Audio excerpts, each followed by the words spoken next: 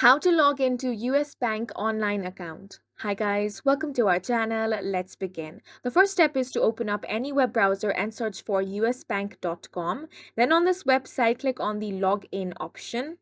Then this box will appear here.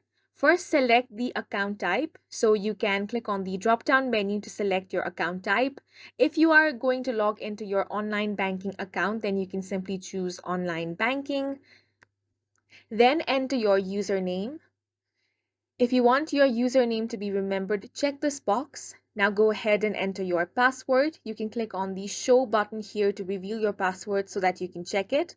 Then click on the login button to sign up to your account. If you are facing any issue while logging in, you can click on Get Logging Help option right here. If you have not created an online account, you can click on this option right here to create your username and password. And that's it for this video. We hope you guys found it helpful. Please make sure to hit the like button and subscribe for more videos like this.